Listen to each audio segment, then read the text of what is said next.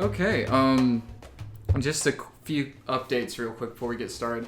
So, obviously, the last week's episode and this week's episode, they're weekly. We're not doing that because that's too much to do. What we're going to do is go bi-weekly from here on out.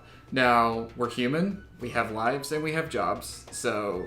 And this isn't that, unfortunately. Yeah. If sponsors come in, maybe. Hey. But, for right now, if we skip a week more than we need to, don't hold us to it. We're going to do the best we can. Yeah, absolutely. But yeah, and then just go back and listen to the last episode until you can get the new episode from us. that I also do have a bonus episode, which was our original pilot recording. And it's 2 hours long, which is why I haven't posted it yet. But that'll be a cool little bonus episode I'll probably throw out at some point, just so, there's content out there. Yeah. But, other than that, we're good for this week. Let's start the show.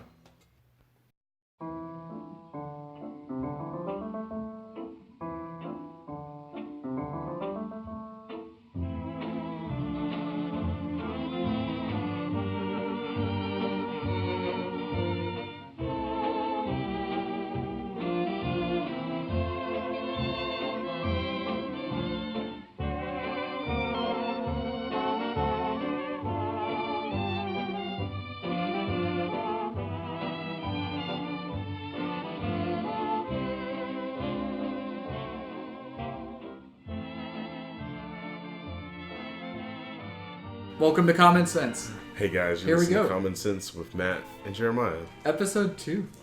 Dos. Deux. Dois. Also, Also, French. No offense to No. French people. fuck you. No. I love French. Well, here's the thing. I don't remember it. love I the took it for like culture. a semester. I love the culture. I love how it sounds. I'm Yeah. incapable of doing it. I'm just shitty with languages. I failed. I took French for 3 years. One of wow. which I had to repeat because I failed it in high school. Because of your inability to do French, you just dismiss it. I'm bitter. Okay, I'll accept that. But the food's fucking amazing. Know I actually thyself- have been to France. Know thyself It's and great. seek self-improvement. Please tell me about France.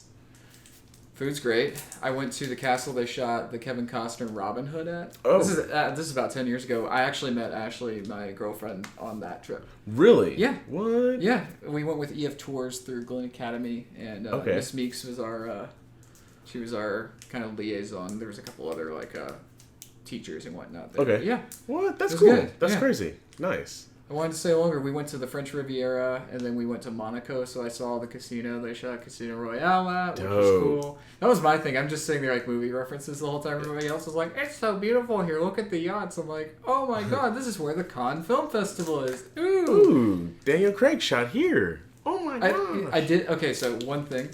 I got my picture in front of that casino from Yes. Casino Royale next to an Aston Martin. Really? I had to. What? That's amazing. That's so dope. I'm opening up a Crunch Bar right now. And we're not sponsored. We're not sponsored. But we're open to it. But we're so open to it. Because Crunch is great, and I love chocolate. And Matt loves chocolate too. And he threw this at me, and I was like, alright, I'm gonna eat it. I threw 2 at you because I He did. just threw at me. I got it in my mouth. What are we talking about today, Matt?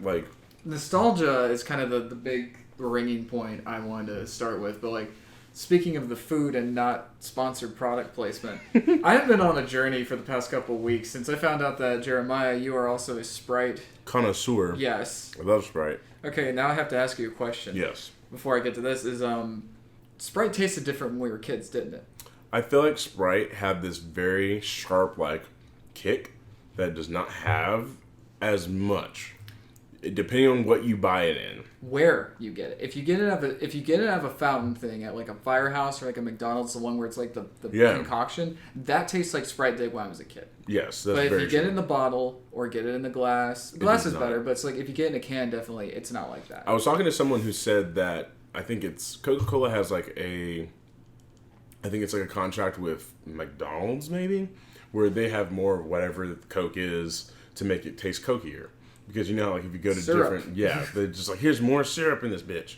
So you know how if you go to, let's say Golden Corral, and you're give me a Coke, and they're here's a Coke, and their stuff is full, it's brand new, it's not, oh, we're out of our syrup. If they have the actual syrup, and they're this doesn't taste as good as a McDonald's Coke, it's because McDonald's has a contract with Coke to where they have more Coke in their Coke. That sounds about right. I mean, Yeah. I remember when I worked at the theater on the island. Mm-hmm. We just got, I mean, they're just boxes. And with the label of whatever the drink was, there was the nozzle. And it was basically just a giant plastic bag. Yeah. Or casing or whatever pouch thing inside the box. And you just hooked it up that way. Is that how it was at Atlantic Station? Yeah, it's the exact same way. Exact same way. Yeah. So yeah, I used to work at a movie theater. I forgot about that. We have that commonality. Yeah, where did you work at? Island Theater. Island Theater. Nice. How long did you work there? I worked there twice. I worked there from, I think it was August until December, Okay. I want to say, of 2014. And then I worked there again for like 2 or 3 months in 2015. Do you remember what were the big movies that came out while you worked there? Yeah, what was funny was in when I first started, it was kind of a drought. Mm-hmm. Like I was in that like kind of like end of the summer, heading towards the fall. I hadn't quite gotten to like Harry Potter season kind of stuff yet. But yeah, I remember Gone Girl came out. Oh, I saw a pre-screening. Oh, dude, that's because of it. But yeah, it was cool. I've actually got the big ass theater poster that's the size of like my closet door. Nice. When I was tearing tickets, I always was staring at that. And that was of course when our boy was Batman still. Your boy Batman. I feel like this whole podcast centers around. We have to talk about that at some point. If we didn't already in the first episode, we talk about like Ben Affleck coming to Brunswick and doing Live by Night and how it kind of like not even inspired us, but like helped drive us to where we are today. Yeah, I mean, like, you know, say what you will about like him and his career or whatever, but it's like that man got us started. Yeah. You know? He definitely put like stuff in place for us to be able to get to where we are today. Yeah. And like it's crazy. So and he was a good dude. He was so chill. I like that. Like I just really appreciate like my first day on set. Like, I mean, you've seen the documentary. It's like, and also shameless plug. I did a documentary that Jeremiah is also in because that's how we met. Was on the set of this movie. Yep. Or at least like friend. Yeah, friend. Yeah, that's where actually like, oh, you're a person that I know, and we can be friends now. Yeah, and yeah, my first day I talk about me and Alec were in Savannah. They turned this old train station thing into a cigar factory, and it was the last 30 minutes of the day. I'd seen him a couple of times, but I hadn't really gotten to look at him. The last like probably 30, 45 minutes of the day, we made buddies with one of the other higher up PA people. She got us in. Sarah, love you. Thank you for that. I got to watch him direct. Oh, damn. And he was in the scene too, which is really cool. And it's just like there's like a thing in there was a shot they did.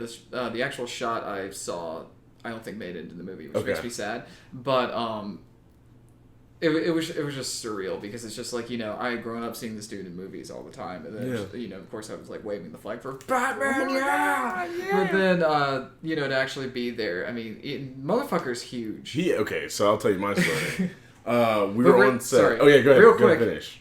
Oh yeah, wait, we're jumping around now. All right. Before we dive into that serious stuff, so anyway, so we're both Sprite fans, and I saw an ad a couple months ago at a movie theater, funny enough, for Sprite Limeade, which I was just like, another version of Sprite. I'm cool with that. I'm down with it. I have not been able to find it for fucking months. Yeah. I tried to find it for our first podcast. I tried to find it for our second one. I couldn't find it. This week, I found it. We're now holding them.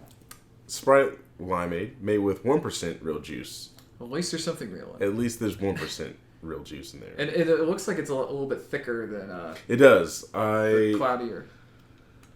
I don't know. It's crazy. I'm just like, it's lemon, lime, and limeade. So it's just like more lime. It's just fucking lemons and limes. Yeah. It's citrusy. Just give me a citrus drink. Did you ever drink Vault? Like, it was like Coke's version of it? Or Coke's version of not Metro Fresh. Wow. Mellow Yellow. Coke's version of Mellow Yellow. But it was called Vault, and it was a citrus drink. Every time I get sick, I would go and drink it because I was like, this is amazing. This is so good. I did ginger ale. Ginger ale? I love ginger ale. My stomach hurts. Me too. So? You can hear them opening. We had to do this live on the podcast, and since you're a Sprite connoisseur, I had to do this with you. Cheers. And legit food review.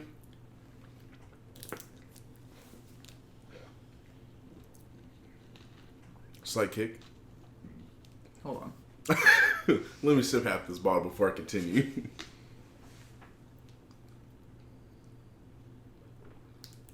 You know, for real, it doesn't taste different. It doesn't taste different at all to me. It tastes like... It just tastes like Sprite. Like Sprite. It tastes like a shitty, like, fountain of Sprite. But not shitty in a bad way. It's like, it's just not like that Sprite that's going to kick you.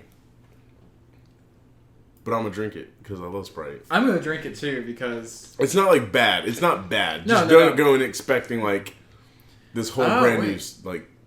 okay, now I'm getting... There's different aftertaste. There's a different aftertaste. Yeah. I do like it.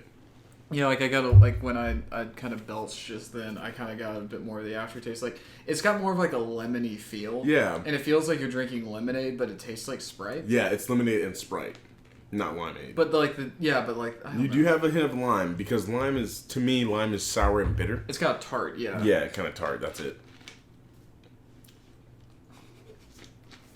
For science. For real though. I don't know. I mean, I'm always up for new Sprite stuff. My favorite thing is grape Sprite. They have like Sprite Berry Blast or something at McDonald's whenever I go, and they never have it like. Apparently, everyone drinks it because by the time I get to the machine, it's like, no, this is just soda water. Yeah, this is not. It's just flavored carbonated. at all. Yeah. Well, hey, we tried something new. But jumping back to our former Bruce Wayne Batman. Yeah, I mean, dude was fucking huge. When did you first see him? So I saw him on set. I'm eating and I'm recording. That's terrible. So just quality entertainment, hey, you know, folks. So I saw him on set. I was extra, and he was wearing like just jogging type clothes because he wasn't like in a scene until later that day. So right, so he's not gonna be in a suit. Yeah, he wasn't. The whole time. Yeah, he wasn't like. He was like in Southeast jacked. Georgia. Hell, God no. It was, even though it was like November. It was November, right? It was November, but it was still like fucking 90 degrees. Yeah, because it's Brunswick.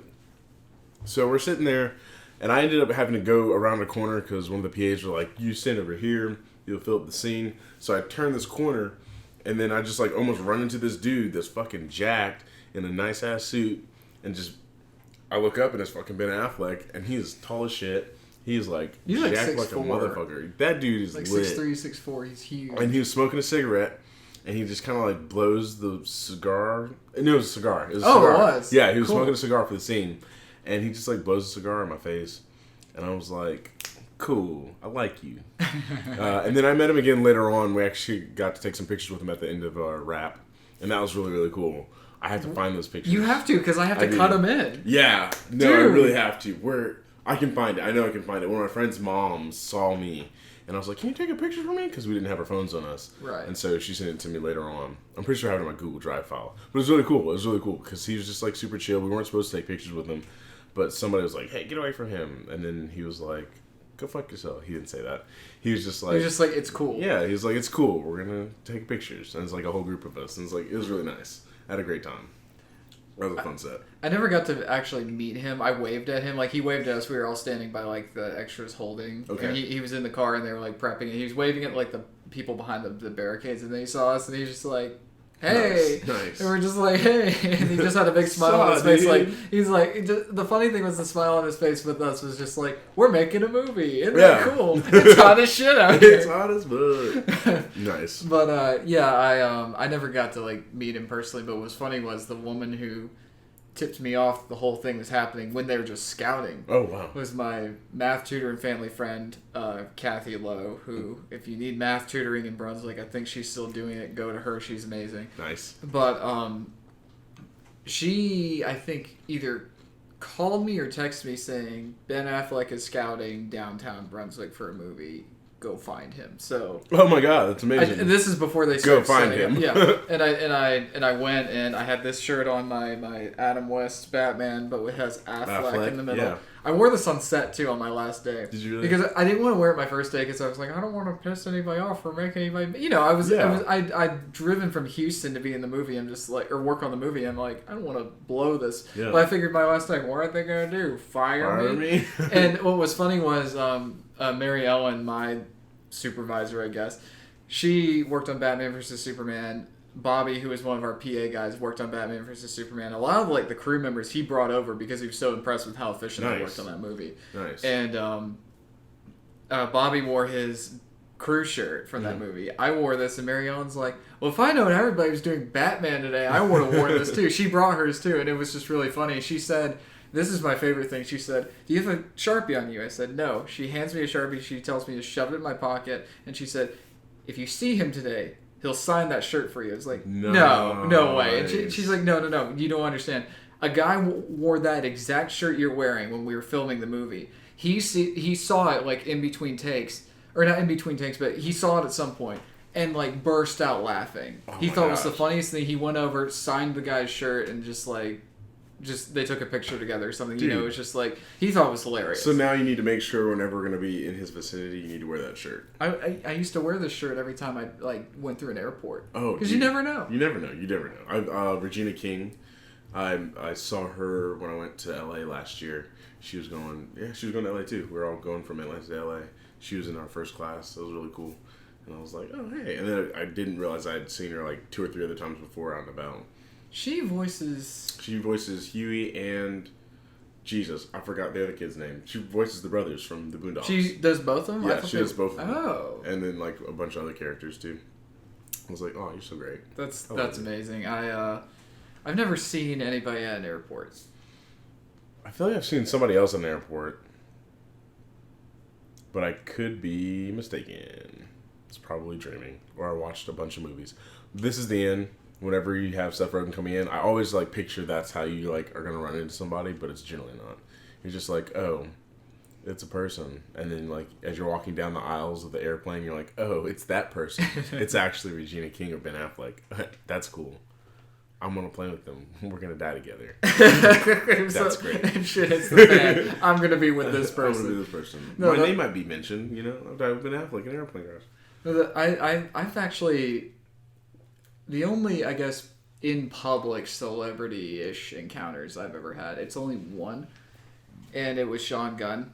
Who really? You know. Oh yeah. I played trivia with him a couple of weeks ago. It was kind of cool. Nice. Like we went to our normal trivia place and he just walks in. I didn't mean to be that guy. He was also in the eye line of like where the like announcer is and I'm buddies with like the trivia guy. So I'm always like when he's like talking to the audience, I try to look at him to like give him attention. But of course Sean Gunn's in my way and he probably thinks, oh god, he knows who I am and he's just staring at me the whole time.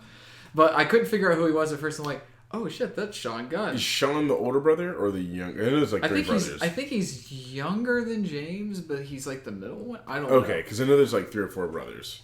Yeah, because 2 of them wrote Brightburn. Right. But Sean Gunn, like he helped with Brightburn. Or I'm sorry, James. James helped with Brightburn. James produced it, but then his brothers wrote it. What? I didn't know that. Mm-hmm. I thought Gareth Edwards directed that. Who directed that? I don't know. Not Gareth Edwards though. Who did Chronicle? Josh Trank. Josh Trank had nothing to do with... I don't know where I've been. Don't listen to me. Come out from under the rock. Yeah, don't listen to me. I still need to go see it. I've not seen it Me yet. too. We need to go see it sometime. I don't know when I'm going to be able to see it, but I did see something last week that I want to talk about. But what is it, sir? So I saw Aladdin. Oh, you did? I loved it. Did you really? It was great. It was like there were 2 things I didn't like about the movie. Okay. They changed the ending. Oh, really? To a certain degree. Basically... I don't remember. I've never seen the original. So you can tell me. Well, spoilers for Aladdin, the cartoon and the actual movie. Or not the actual, like the live cartoon and the live action movie. At the end of the original, and Jafar turned... his final wish is to become a great sorcerer. Okay. He becomes a great sorcerer and turns himself into a giant snake. Okay. And because I had just seen Godzilla the weekend before, I wanted more giant monster shit. Yeah, so absolutely. It's like, give me a giant goddamn snake. Yeah. No giant snake. Huh. The parrot got turned into a giant big parrot monster, which was kind of cool, but it's not a giant snake. But other than that, in the 2 issues I had correlated, the Jafar I just didn't like as a character in this one. Really? Like it's nothing that the actor did wrong. I thought he did fine. It was just, I think the way that they reinterpreted the character was a little weird. Because what I liked about the original Jafar is he's just kind of an evil bastard. Yeah. Like an irredeemable evil bastard. Right. And I just felt like with this, it's like they try to give him motivation, which I get and I respect, but it was just one of those things where it just didn't... What was his motivation for this one? He was just power hungry. It just was very bland. Oh. And my thing is, it's like, maybe the motivations of a lot of Disney villains are just bland. Mm-hmm. But I think there's just something else that they do with those characters that makes them so compelling. Like, and I think Jafar was so great because, like I said, he's just an evil bastard, and he's just like, I'm going to have it my way. He's just not fucking around. He just wants to be top shit. And he's just, I don't know. I want more of like evil, like mustache twisting villain. And I just got like, I want you to be the most powerful person. It's like, okay, cool. Then what? Gotcha. But the thing that I love the most is Will Smith. Okay, was he really good? I loved him. Nice. Because it's like, he did exactly what I wanted him to do, which is, he's not copying Robin Williams at all. Okay.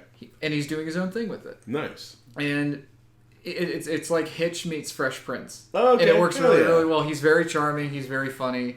There's a couple moments where like Aladdin does some cringy stuff, and he's just like, dude, I was in a lamp for 10,000 years, and I've never been that embarrassed. He plays it really well. He plays it very sincerely. I mean, everybody's gonna say he's playing himself, but okay, yeah, but that's what we wanted. Yeah, absolutely. And I just had a big grin on my face watching it. The music I thought was really well done too. Nice. Obviously you're not gonna. The thing I've accepted with these live action things is it's like the music's never gonna be quite on par with the original ones, because the thing with the original ones, specifically like Beauty and the Beast and shit, they cast like Broadway people to play those characters. Okay.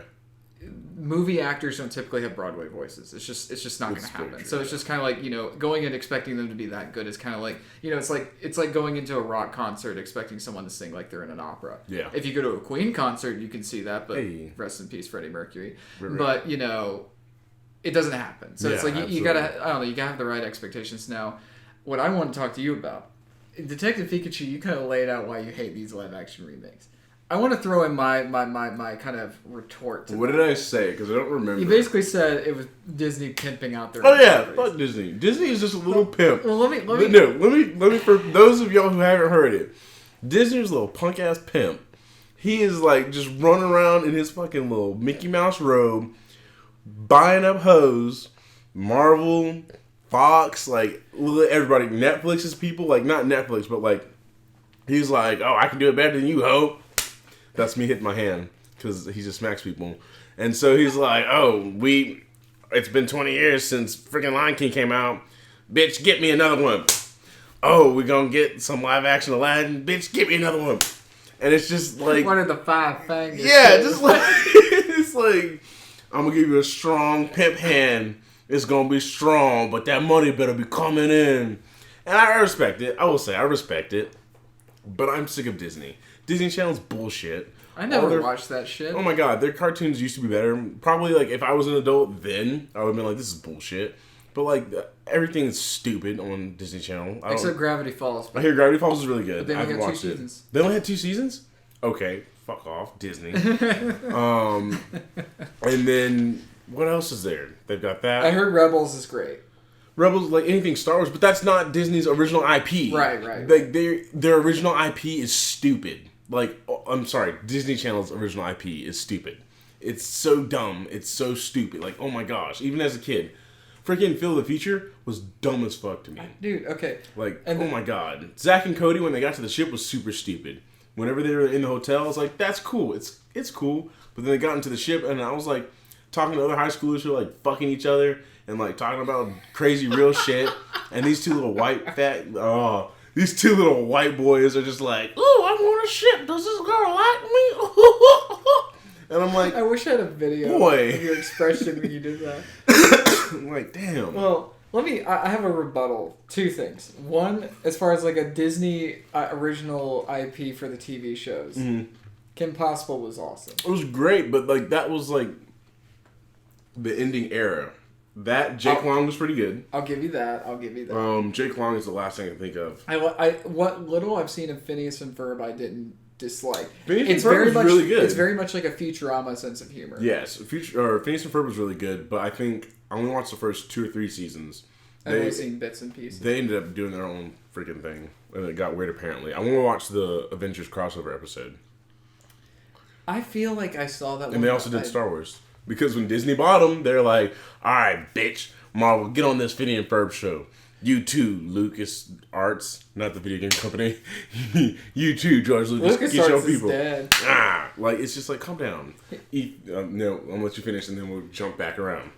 So this is, and now with this, I'm solely just saying for the live action remakes or retellings or reinterpretations, is I don't mind, because now what I would prefer, and I shared this as a meme on Twitter the other day, and I firmly agree with it. Instead of them doing the classics, they need to do the ones that were underrated, that were Atlantis. Yeah, Atlantis Treasure Planet. We've talked about that. Yeah, hell yeah. That like. If Disney, if you want to give me a contract for something, which you won't anytime soon, but if you ever gave me a contract to make a movie for you, I will make you the best motherfucking Atlantis the Lost Empire live action adaptation you'll ever see. I want to go back and rewatch that movie because I remember as a kid just loving it.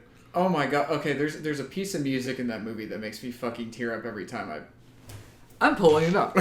Oh wait, I can't pull it up because of the way the audio is. Okay. But basically, it's when they first drop the sub in, and it's just this amazing heroic adventure music, and it was in the trailers. That like when I saw the trailer and heard that, I was like, and that was right after I discovered Indiana Jones. Oh, okay. And so it's like in that ballpark, and nice.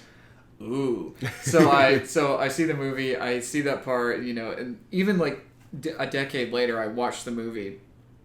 That part happens, the music builds, James Newton Howard's score is amazing for that movie, but that moment, it's just like heroic adventure exploration. It's everything I feel like that I identify personally with like a movie. Yeah. And it's just like, give me that, but with live action. Absolutely. Like, because that movie screams for live action. Like, okay, if you can do Godzilla, if you can do all of the fucking shit they did in Endgame, you can do the giant goddamn Leviathan monster with CGI, and it will look amazing. Aquaman. I was literally about to say Aquaman. Why the fuck didn't I say Aquaman? I was literally thinking Aquaman. So, actually, it's okay that they're waiting, because once Avatar 2 comes out, James Cameron's like, whatever the fuck he did. He'll make it mainstream and less expensive. Less expensive technology. That's the thing. James Cameron has to spearhead it, so then it becomes cheaper for everybody else. There we go. Because I was like, wait for Aquaman, not Aquaman 2. Wait for Avatar 2 to come out, so you can use his underwater equipment that he like developed and use that for Aquaman. But I'd rather watch it on. I was about to say Titanic. God, I saw Titanic in 3D though. I've never seen Titanic. I'm not going to sit through that. Give it a chance, dude. I will not sit through that. On a date. If I were younger, fuck no. My girlfriend would not. I don't know. I can't say that. She may enjoy that. I don't know. I'm not gonna sit there and watch this boy die on a slab of wood where two motherfuckers could have sat up there. Like, I've seen that much. I'm like, the fuck. I mean, I guess the movie's been out for 20 years. It has been 20 years. But there's one scene in the movie. It's when the ship's sinking, and it's kind of James Cameron kind of pulling back from his own movie and kind of creating this tribute to the people who died. Yeah. It's this... I'm going to get choked up thinking about it, but it's this amazing scene where there's a strings section that's playing with, in the mess hall or the dining hall or whatever the fuck. There's all this chaos, it's all anarchy, the ship's sinking, people are panicking, screaming, everything. They start playing to try to calm people down, but then they part ways. And then one of them comes back and starts playing. Oh, wow. Then another one comes back and starts playing. And then all the guys come back and they start playing, trying to calm everybody. Yeah. And then it goes to this montage where it shows, like, oh my god, it's fucking heartbreaking. You see, like, there's this elderly couple, because there's not enough lifeboats. Yeah, for sure. There's an elderly couple holding each other on a bed as water floods in, and they're just gripping each other. And then there's this mother who's tucking in her kids. Oh, wow.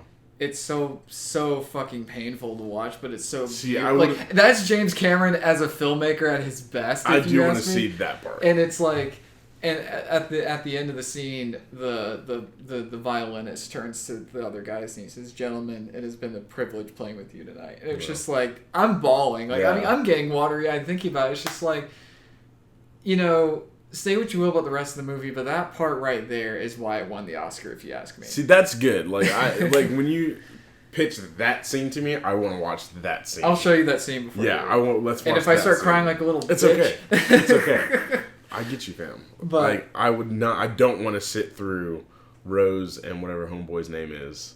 Jack. As much as I love Leonardo DiCaprio, I will not sit through that for them. The music's so goddamn. Like, I love that movie, dude. I love that movie. But bringing it back to Disney, I don't mind the live action remakes, or in Lion King's case, fuck you. It's not live action. It is an animated movie that looks real. Stop calling it live action. You're a fucking idiot. True facts. But mic drop. But I'm not gonna drop your mic. But basically, I don't mind it because, again, you're like, oh, these things, you haven't done anything in 20 years. Yeah. I'm just like, okay, I haven't seen something with this in 20 years. And I'm also coming at it as a filmmaker. It's just like, okay, do something, like, bring cool something, it'd be one thing if it was like a live action movie that they were remaking. Okay. That I would have a problem with. Yeah. But it's animation going to, at least most of them, except for Lion King, is going from animation to live action. And I'm always curious, like, how they can do something like that. I definitely get that. I agree with you. I do agree with you. I just don't like Disney. That's fair, although you like a lot of their shit. I like a lot of their shit. I do not like Disney overall. That's fair. That's fair. And I will say, it's not even really based in any knowledge of them. I just, like, as a kid, I used to have to watch Disney Channel all the fucking time. And I just got sick of it. That was it? As it got stupid, I was like, I'm above this. Well, what is this dumb shit? Well, and that's pretty much it. Speaking of that, I'm gonna segue to cartoons first. Yeah, no, absolutely. So I didn't know you were basically like, I'm picturing like it's like a Clockwork Orange. Your eyes are held open and you're having to watch this bullshit. I never watched Disney Channel growing up except for like when my cousins had it on, or if I saw like Kim Possible or something, because I thought like Kim Possible is a redhead and I thought she was hot. A+. But I was a Cartoon Network guy. Nickelodeon too. Like with Nickelodeon, it was like Rugrats, Wild Thornberrys. Real Monsters, Invaders Zim. I came on the very end of that. So I had Wild Thornberrys, Hey Arnold, Rugrats. Have you seen the Jungle movie? Is that with Rugrats and the Wild Thornberrys? The Hey Arnold Jungle movie. It came out last year. The new one? No, I heard it's amazing. I'm letting you borrow it. Okay, because they got everybody back. They literally got everybody there. I was listening to some guy on YouTube, and he talked about how in one episode in one of the seasons, there's a janitor that had one line, and they brought that fucker back too. And I was like, oh my god. The Arnold and Gerald are different just because the kids grew up. Oh, okay. That makes sense. And the movie takes place like it's modern time, but they do the cartoon thing where it's like it's modern time, but they haven't aged that much. Right. Because you can do that, but it's good. Oh, okay. Alfred Molina's in it. Is he really? What? That's the first time I've really heard him outside of like his opening scene in Raiders of the Lost Ark, him doing like his Hispanic voice. Nice. And that's why I'm like, that's Raul. That's great. I'm so excited. Because I do need to watch it. Oh my gosh. So here are the other cartoons I grew up with. Let's talk about these cartoons. I know you've seen this one. I absolutely adore that whole series. It's phenomenal. It's amazing. Series, Batman Beyond. Batman Beyond is great. We have, I don't have the first series, but Justice League and Justice League Unlimited. We talked about this. We did. Teen Titans. A+. This I shit you not, I just found a few days ago, and I almost cried. Is it the entire series? No, it's the first season. Okay. But Ed, Edd n Eddy was like my shit as a kid. I also came in on the end cusp of Ed, Edd n Eddy. So were they in high school? Or not in high school, were they in school when you saw it? I don't think so, no. Because the show took a hiatus for a couple of years. Okay. And then it came back, and it was basically during the school year. Mm-hmm. You see them in school. It's cool, but it's different. Huh. This is what I grew up with. They're in the cul-de-sac trying to get that's what I quarters watched. for jawbreakers. Yeah. But yeah, it's nice. It's so those are my cartoons. And Courage the Cowardly Dog, and I saw like the Looney Tunes cartoons. I was a Cartoon Network guy. Dexter's Lab, Samurai for me, Jack. Cartoon Network all day. Hell yeah. Cartoon Network all day. Then Nickelodeon, they had like one or two shows before Avatar, because that's one of my shows that I have to talk about. Have you seen Avatar: The Last Airbender? We've talked about it. Bro. I see Katara, your pop figure, and I'm just like, hell yeah. No, Avatar: The Last Airbender is such a phenomenal show. The character development over the span of 3 seasons is just. And they only did 3. And that's all they needed. It's so sweet and rich and filling. 3 seasons, because I have all of them on my computer, and it's so dope. I got a Blu-ray at Best Buy. Did you really? All the series for like $30. See, because I saw they just released that on Blu-ray, and I was in FYE recently, and I don't know. I didn't mess with Korra. I didn't watch it. I watched the first season. I liked the first season. Mm-hmm. I don't like Korra as a character. Mm-hmm. Everybody else is cooler than her. She's kind of annoying. But I love the ending of the first season. Did you see? Okay. I haven't watched it yet. I would I've watch watched the a few first season at episodes. least. Mm-hmm. Watch the first season or the tail end of the first season because you don't need to watch all of it. I've seen up until... Also play the game on PlayStation or on Steam because it's pretty dope. Really? It's the Avatar game we should have had for The Last Airbender. It's dope. Okay, so I haven't actually seen it. I haven't actually seen it, but the M. Night Shyamalan movie. Is it really as bad as everybody says? It's god awful terrible. Do not ever watch it. Does not exist. I have to at least... I have to try. You can try. You can try. I feel like you'll actually get through all of it. I don't remember a lot of it. I blacked it out of my memory. It's god awful. Did you see it in the theater? No, fuck no. I remember following it during the production, and I was like, okay, this is cool. They got a kid that actually knew the martial arts. That's whatever. And then, like, you actually see it on screen, and you're like, why are you doing a full, I don't know what they're called, like, a full... What is it? I guess a full technique before shit happens. So like it should be happening. Like you do it a little should be bit. moving. It's like Doctor Strange. It starts out with them doing a Yes. little bit, and then it starts to happen, and then like they keep doing the motions, but the magic and shit happens. Yes. No. You It's know? very much like da da da da da, and then the rock is flowing up, da da da da da da, and the Gotta rock go is flowing fast. up, and then you're like, yeah, and it's like, that movie's bullshit. So, Avatar: The Last Airbender is amazing. My later years, the last cartoon I really, really got invested with before anime was Adventure Time, because the storytelling in that is A+.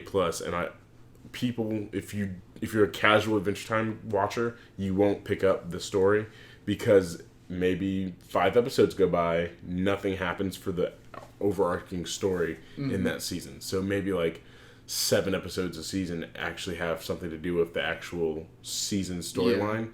But it's just a fun show where it's like, I can lay here and watch this and like just silly stuff happens and like awesome stuff happens and like happiness and like sad stuff and it's just like, it's so good. But I gotta throw out, did you ever watch Fillmore? Disney's Fillmore? That's one thing I will say I love from Disney. I think I remember the name. He was a hall monitor, and it was Fillmore and Ingrid Third. They were these 2 hall monitors, and it was very much, they're in middle school, and it was like a detective TV show, but for kids. And it was super great. There's only 1 season that they played twice. Or they say they have 2 seasons, but it's the same thing, just like done in a like different order. Like they did 2 parts or something. Yeah, it's really weird.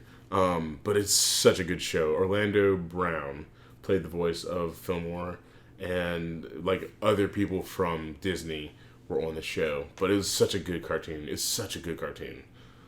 Can I blow your mind about a TV show? Yes. Did you watch the Sonic cartoon, the Sonic X? The one from the 90s? So I've seen 1 or 2 episodes. My little brother's definitely watched way more of it than I have. Guess who voices Sonic? I'm actually really intrigued. Steve Urkel.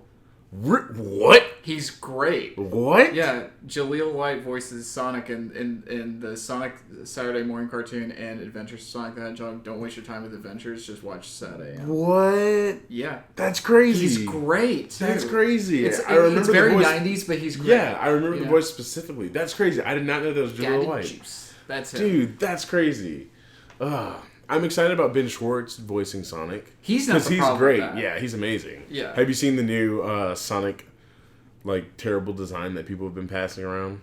Is it real? It's not real. Oh, God, no, it's not real. Is it the one where it's, like, the tinier eyes? No, this is the Sonic the Hedgehog sitting in the ring, and it's, like... Show me. It's horrifying. It is horrifying. Let me ask you this while you look. Yes. Since we're Cartoon Network kids, then Nickelodeon, and then we found stuff otherwise. What is your favorite memory of watching a cartoon? And what was the cartoon? There has to be a few of them. I'll go through them pretty quickly. One of my most Hey Arnold, with the pigeon episode. Oh, fuck, dude. I cried at the end of that episode. See... With the pigeon man? Yeah. Dude, that was crazy. See, when I watched it as a kid, I caught on to something, but I was too young to really understand. Yeah, and I never got the really entire understood series like a couple of years ago. They put out a DVD set, and I watched it again, and I'm like, it's about suicide. Is it really? Dude, I never went back to watch it again. I just remember it being one of the like craziest episodes, and as a kid, you're just like, I need to cry. Why am I crying? It's because he's just like, I gotta move on, Arnold. I've gotta go. Yeah. It's like, fuck. Jeez. You know? Oh my gosh. You know what episode of that show made me cry? Like, really cry? Is Mr. Wynn and his daughter. The Christmas episode. I vaguely remember Basically, that. everybody in the boarding house is getting Christmas presents or whatever, and they're trying to figure out what to get Mr. Wynn. He's being grouchy and stuff, and come to find out, he's from Vietnam. Mm-hmm. Basically, when all the shit was going on, he was trying to evacuate with his daughter, and they wouldn't take anybody, and he holds up his, like, little, like, you know, toddler daughter, and it's just like, please take her, please save my daughter, and the army guys take her up in the helicopter, and they fly away. Mm-hmm. He hadn't seen her since. He just knows that she got this. away, and it's really sweet. I need to. Hey Arnold, like, drop some real shit, like, for real. It was not afraid to, like, tell real shit, real stories, and, like, make you think about things. Yeah, it was really good. Dang, You're gonna cry when you watch the jump. Yeah, I know. I'm just like, oh my gosh. What was the other show? For some reason, I just remember I remember Batman the Animated Series. There's not a specific episode, but one of the reasons why I love that show is not just how well it was made, and they have some phenomenal voice actors, but I remember whenever we first moved to Brunswick, I think it was like AOL online, you could watch TV shows and stuff. So we'd watch the Batman the Animated Series and Superman the Animated Series. And we watch it during lunchtime in between schoolwork. So we'd watch 2 episodes, about an hour. We'd make bread, or not bread, we'd make sandwiches and stuff, and we'd sit down, pull up an episode, and we'd watch it. And so then as I got older, I watched like the entire series, and just, it's so, I don't know. That's Batman. It's Batman, and it makes me just think of home. You know, it's weird. Just like, this is home. There's another show that I can...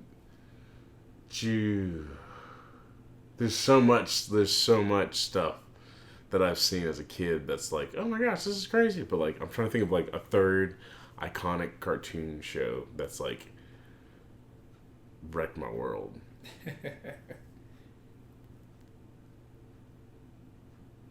I know there's at least 2. Where is it? Was it Cartoon Network? I think it was. I remember I watched a lot of Ben 10, like the original series. I think I just got a lot of cartoons. I don't know why. I'm not freaking Avatar: The Last Airbender. That final episode where you find the climax of him facing off with Fire Lord Ozai. You have freaking Mark Hamill was Ozai. Yes, I remember reading that too, and I was like, oh my gosh, like he just plays the best villains. But Zuko, like Zuko is my favorite character, and to have his story, just the way it unfolds is amazing, and it just goes and it's so sweet. And to have him face off against Azula, and him and freaking Katara, them fighting, the last Agni Kai soundtrack, the song on the soundtrack is amazing. Like, it just has this, there's so much energy in it, but so much pain and like just frustration, but still yet so like elegant. It's, oh my gosh, that fight just has me like, because it's a brother and a sister fighting against each other, and there's like, so much weight behind it. There's so much weight behind it, and over the span of 2 seasons, you get all of that, and you really feel it, and it's so good. Oh my gosh, yeah, that's it. No, yeah, I remember I had I was watching my friend who will remain nameless sent me the episodes. Mm-hmm. This is before I had the thing, and I remember I was just watching it, and I couldn't get enough of it until finally I got to the end. And I just remember, like, once it was over and once, like, everything was settled, I just kind of turned it off, and I was just like... It's that post-anime depression. That's what post-anime depression. That's what that is. I just watched, back in January, my little brother got me on to the Oran Host Club. Have you ever seen that? Boy, it is so good. Like, he showed it to me, and I was like, this is some fruity shit. Like, what are you watching? And he was like, it's our own host club. It's about these boys who are hosts, and this girl who looks like a boy, and she, like, broke their face, so she's indebted to them. I'm like, this is weird and random. Some anime bullshit. Yeah, I'm like, what is this? This is some fruity shit. And so I started, like, watching episodes here and there, and, like, it starts picking up, and then you start, like, really getting to know the characters, and you're just like, oh my gosh, this is amazing. And then you finish the entire series, and the way it ends is not... It's not sad, but it's not I don't know what to say. It's like, because you have to go in this. You're just left. Mm-hmm. You're just left with like, there's more to come, or like there's more to life. But like, I had post anime depression for real. And then after I finished watching Death Note, dude, that shit was real. I had to like hurry up and get on something else, because like that was Death Note is a psychological. What do I call it? It's a psychological something thriller. It's a psychological thriller. It's a psychological thriller. It's a psychological thriller, but it's a philosophical psychological thriller. That's what it is. Mm-hmm. Because it makes you think about how would you act within that situation? Like, how would you, if you had that power and that ability? Like, I don't know. It's so, God, I love anime. And I don't watch it as much as I used to, but like, and I never watched it a lot, but like, it's so good. I tell people all the time, like, I watch anime because I can't get behind Western shit. It's too, like, we're sad about stuff. And I'm like, you can be sad about stuff, but, like, fix the sad stuff in your own life. Let me see. I like being taken away out of reality. Well, take me away. You can have sad shit in there. Yeah. But that can't be That can't be, like, This Is Us. Boy, I can't get behind that. I think it's a great... I don't think it's a great show. I think it's bullshit. But it's a great show for what they're doing with it. Like, yeah, the people deserve nominations and stuff, but, like, it ain't my cup of tea, so I shouldn't shit on it. My biggest post-anime depression, I do eventually want to do, like, a whole episode about anime. Mm-hmm.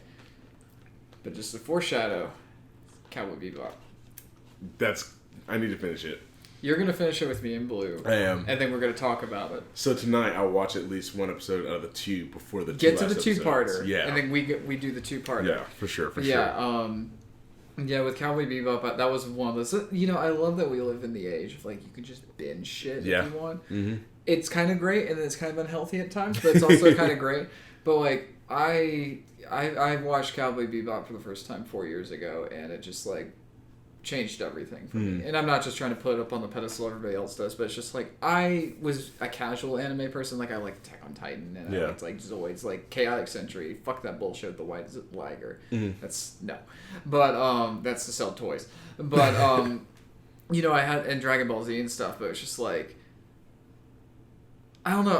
What I like is that it didn't have anime bullshit in it. Mm-hmm. And I define anime bullshit as, like, obvious fan service, which, okay, it does have some. Yeah. But it's like, it's just good storytelling. It's not trying to be quirky as fuck about everything. There's no goddamn cat ears on everything. And it's just like, and the characters are just so damn good. You've seen Toys in the Attic, right? That's the one where there's the thing on board the Bebop that's going everywhere. Yes, that was crazy. That's like one of my favorite episodes. That was crazy. And it totally is a retcon episode. Yeah, like what's going on?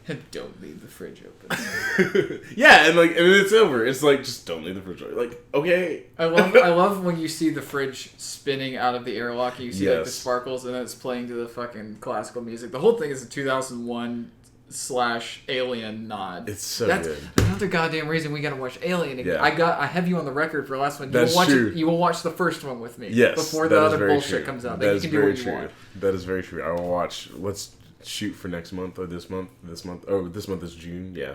Or in the beginning of it. It doesn't feel like it. But yeah. We'll do it. Dang, now I want to talk about anime, but we're not. well, I do want to do. I do want to do. We'll definitely do that because we need to talk about. Black Lagoon. Black Lagoon, yeah. So that was another one. Have you seen Roberta's Blood Trail? Yeah. Boy, that fucked me up, dude. Roberta's Blood Trail is some next level goodness. It is horrifyingly amazing. And I went back and watched the Hansel and Gretel episodes. Those episodes and Roberta's Blood Trail, both of those. I need to go back and watch Roberta's Blood Trail. I might start doing that tonight. I love that at the end of the Hansel and Gretel one. Spoilers. Don't cover her up. She wants to see the sky. Yeah. Fuck, dude. It's so fucked up because it's one of those scenarios where it's like they're maniacal killers. Yeah. But it's not their fault. It's some Black Widow bullshit. There's so much behind that person and that thing that it's just like. I love when Rock just grabs her. It's just like, you aren't like this. You're just a kid. Just a kid. Like he just wants her to like not be. It's heartbreaking. Yeah. That show is. I went into that right after Cowboy Bebop, and that was a perfect pick-me-up from Bebop. It was a good pick-me-up? Well, here's the thing. I didn't binge... Of course, we just talked about, like, two of the most emotional episodes, but it's like... I needed something with some of that rock and roll in it, and just something where it's just like, fuck it, we're just gonna do some crazy ass shit. Yeah. And I didn't binge all of it, but I did the first episode. I'm just like, oh yeah, and then Revy being Revy, but but what really got me was the one with the Nazi sub, the 2-parter when they have to go get the painting from the sub. I remember. And there's like vaguely. the neo-Nazis on the ship. Dude, I didn't. Oh my God. Let's just like. I was like, sub podcast. Every week we come and talk about an episode of Black Lagoon. We're not doing that, but we should start, at least you and I. Each week we should watch like 2 or 3 episodes of it. It's on Hulu. Let's do it. I have it on my computer. It's great. As long as we God damn it. Well, but Black Lagoon. It was just like the right pick me up at the right time. But then it was just like once the Hansel and Gretel shit happened, it's like, okay, I need a minute. Now, doesn't it kind of lull? Like, after Hansel and Gretel, it lulls for a little bit. Then right towards the end of the season, like, with stuff with Brock comes up, and you're like, oh, shit, Brock's crazy. Then it's like, we're done. And then it's like, hey, guys. I want more. Roberta's back. And you're like, and then after that, you want more. Yeah. But,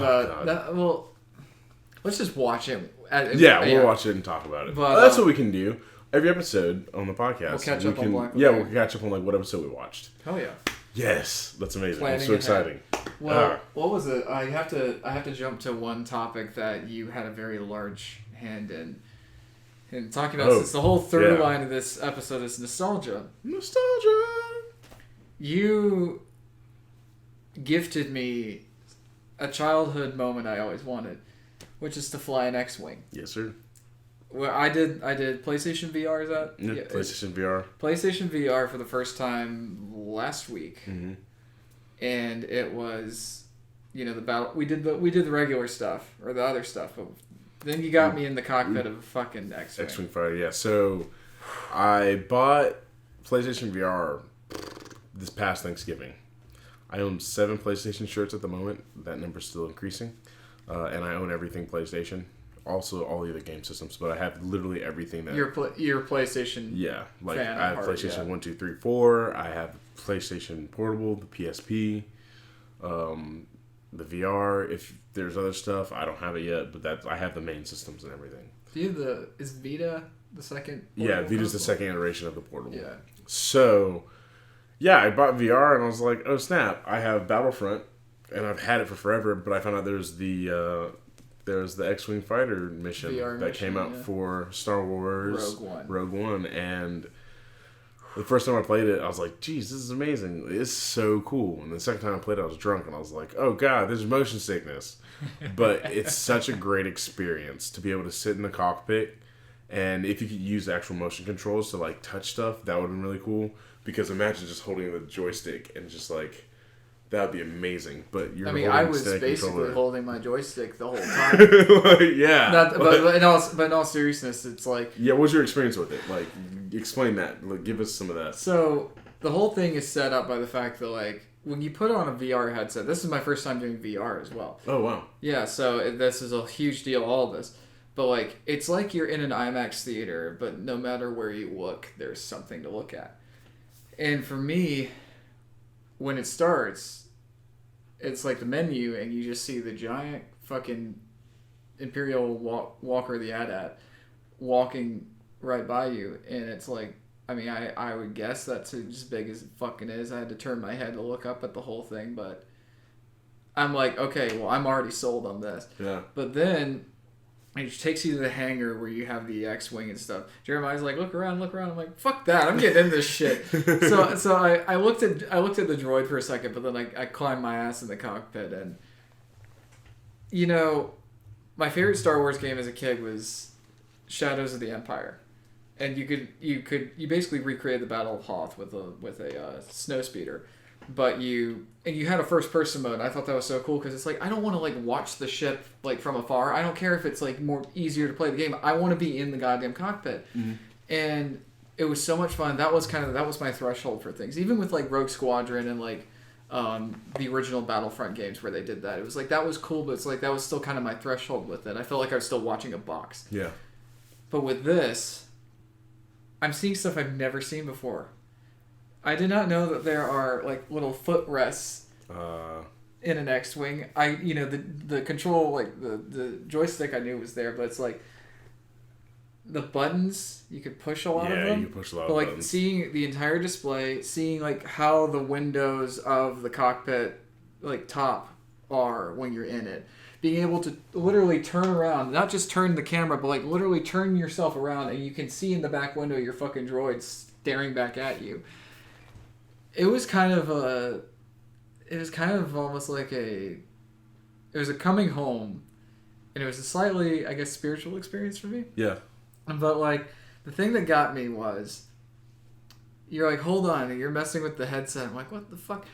You hit a button, and the targeting computer comes up, and I see it, and it's like right there. And I was trying to reach out and touch these things. They weren't there, but it was so real to me. And then, and I just sat in the cockpit for probably like 2 or 3 minutes. 3 or 4 minutes, yeah. Just 3 or 4 minutes, just like, oh my god, you're just experiencing it. And that's one of the greatest things I love about VR is like you have the ability to put people in these like really cool environments and experiences, and for you it's something that had been such a part of your childhood. You actually get to like step into it. When they put it where I can climb in the Millennium Falcon, I am going to cry. Gosh. I am going to like cry big ass fucking baby tears. But like then you start the mission. Oh yeah. And they have the little headphones for the VR headset. I wish they didn't have the ones that went straight into your ear. Yeah, if there's a way you could actually, there might be a way for that at least. Ooh, actually, sorry, my head's racing now. I could actually take my gold PS4 headset and might be able to get that over your ears. That would be amazing. Yeah. But like even with those, with what I could do with them, because they just don't go in my ears right. But even with that, I'm all of a sudden that IMAX screen turns into like I'm inside the cockpit. I'm looking around. There's a rebel frigate. There's a bunch of X-wing fighters around me. Oh jeez. And you see one of the, I think they're called, I can't Y-wings. I think the ones from, no, not Y-wings. The A, I can't, whatever the fuck Cassian Andor flies in Rogue One, because it's K2SO and it's actually Alan Tudyk as K2SO talking to you through, like, and, you're hearing all the comms. It sounds just like it does in the movies, where it's like it's clear when you talk, or when your character talks, but then it's like kind of crackly from the other people. But it's like, it kind of gives you the basis of like how to fly in formation and everything. And I crashed one time. That was funny. But and the cool thing, it's like you crash and it just respawns. It doesn't sit there and be like, "Would you like to continue the game?" It's like, fuck you. And this isn't an arcade. But it's like, it keeps you going. And at first you're just blowing up asteroids, and I'm just like, cool, okay. I'm just like, oh my god. So it's like I'm actually, and you're hearing all the sounds. They're like, oh, the way the sound is done is really good. But then you jump to hyperspace. You see that in the movies. You see it on the big screen. But actually being like in there in a way is just, it's unbeatable. But then the TIE Fighters show up and the Star Destroyer shows up. The Star Destroyer, I forgot about that part. When the Star, like, it scared the shit out of me. Yeah, like when that ship gets exploded and when that ship gets like taken out, that ship gets exploded, and then like you're like, where did that come from? And you look up, and then the Star Destroyer's just like, here's my big dick, bitch. And you're like, oh, just God. Big Imperial dick. Yeah. Oh, my God. But, yeah, it was just like... And they play, like, the music, like, from the first movie. It's like, da, da, da, da. Yeah. And it's like, oh, God. And then you have to, like... They start playing, like, basically the dogfight music from the first movie. And you have to basically, like, take down TIE Fighters and then also take down some of the big guns on the Star Destroyer. Boy. Yeah. What... I mean, I forgot I was supposed to be doing a mission. I was just flying around blowing up TIE Fighters. Like, oh my god, this is real. And it's the first time, like, I've never been, like, great at, like, flying the ships in, like, video games. Mm-hmm. But that was, I think it's also, I literally think it's because I was right there in it, yeah. I knew what I was doing. I could look around. I could see where they were going. It's just, oh my god. Yeah. And it's like, it wore me out. Like, you were literally spent. Yeah. You were literally spent. And it was just like, yeah, it finished. They play the credits music, and I'm just like, I take the headset off, and I'm just looking at Jeremiah. I'm like, you motherfucker. He was like, I'm done. I'm in all emotional states right now. Yeah. And I was like, oh yeah, dude, it's all good. Like hearing that music, hearing the sound effects. I'm causing the sound effects, not through a fucking controller and a TV. Like, it's there. Yeah. You were Thank you for that. Yeah, you were in a galaxy far, far away. And I've always wanted to be there ever since I was a little kid. I even put like a bullshit little targeting computer screen that I drew on my bike when I was a kid. And I thought like, okay, almost there. It's like I've played through those moments in my head so many times, but the best case scenario that we could possibly do. I mean, this is some Ready Player One bullshit. Oh, for sure. You're sitting there in the cockpit with the thing. And it's just like, instead of me going through the motions and having this like little fantasy, it's like I'm living it. Mm-hmm. It's like, oh yeah, I've done that. Bucket list crossed off right there. I've been out down XLR8 31. Killing shit all throughout the space. Fuck off. How many did I blow up? Like 30 something? You wrote like 31. I've done like 28, I think is like the most I've done. But I was also in there longer. I don't know how I could do that. Because you did it in 17 minutes? Yeah. I did mine in like 24, 25. And I still had less ships. I don't know what the fuck I was doing. I was probably just like flying around like a dumbass. I was just like, I got lost in it. And then it's like, oh shit, I have a mission to do. I'm supposed to kill people. Make sure we get back to safety. The whole episode's on nostalgia, and you said something about the you would make the little on the cardboard. You would make the little fighter, the target system. I never was allowed to watch Yu-Gi-Oh, but me and my brother would sneak and watch it, and we would get watches and cardboard, and we'd make the little dueling card thing. Yeah, that's cool. So that's cool. Why couldn't you watch it? Our parents were like, "This is like some demonic shit," and we were like. We're kids, okay. Because we weren't allowed to watch Pokemon either. Because that's right. Yeah. So like, when we went to see Detective Pikachu, I was like, eh. But like I saw it, and I was like, oh my gosh, this is great. it was shockingly emotional. It was so good. It was such a well done movie. We weren't allowed to watch that either because they're like Pokemon in some other languages is translated to pocket demons. We don't fuck with demons. Pocket demons? I heard pocket monsters. Or pocket monsters, and we're like, we don't fuck with monsters. And I was like, you right. That's literally it. Well, that's when you turn your head all the way around, start puking out green shit, and start saying stuff in Latin. I am a monster. It's like nobody back me. So yeah, no, but I'm really glad that you were able to do that experience, like get that experience. I don't know. I love VR. I want one now. You should. I wasn't sold on one until I did that. You should get one. I think there does need to be a lot more push towards VR games. What we have right now, they are getting better. Steam's doing a lot. Steam is doing a lot of them. I'm sorry. On consoles, they need to do a lot more push towards it. I understand why they don't, but I think that it's a really good way to experience gaming in a different way, and it's such a phenomenal. It takes that like I don't mean to steal your thunder, but it's like. For me with video games, and I've always loved them, but I always feel like I'm watching a movie in a way. Like there's always this like wall between me and whatever's happening. The moment you put that headset on, even if we couldn't get the little visor to come down that one game, it's like I stepped into the game. Yeah. And they always say that, but it's just like, okay, like I literally felt like that scene at the beginning of Ready Player One when he first is going into the Oasis and he puts his fucking headset on and it zooms you into the Oasis. Yeah. That's how it felt. I mean, like, there wasn't, well, that's how it felt going through hyperspace for sure. But it's just like that's how it felt. Is it's like I went from being like in your living room to like I'm in the middle of whatever the fuck room that was. Yeah. And then now I'm in a hangar with a fucking X-wing ready for me to climb my ass into it. It's such a VR is crazy. It's really crazy. Yeah. Yeah. I don't even know. I'm getting you Skyrim so you can fuck with that shit. Oh my god. And you gotta let me play a little bit. Yeah, you have to. You'll be the one playing it. Like I bought Monster Hunter so that I could play it and Jackson could play it. Like I was gonna play it along with my friends, but I never did. Jackson just played it all the time.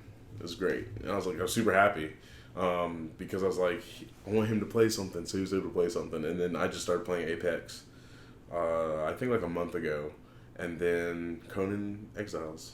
Oh yeah, we got to figure out a way to like where we can both play Conan. I don't care if I have to get it again. I want to play it with you because I got it for PC. A couple of my friends play it with me, and then they're like, well, the whole thing is... Because we're on a server now. Now we're on someone else's server that we can play. And so, like, if I get up there tonight, if they're not up there, I can, like, add more. Because now, like, we have to survive now. It's fun. So, like... There's stakes. Yeah. We actually have, like, a base in one area, and then me and Levi moved our base somewhere else. And so now we're trying to move... We made a new base there, so we're trying to, like, expand.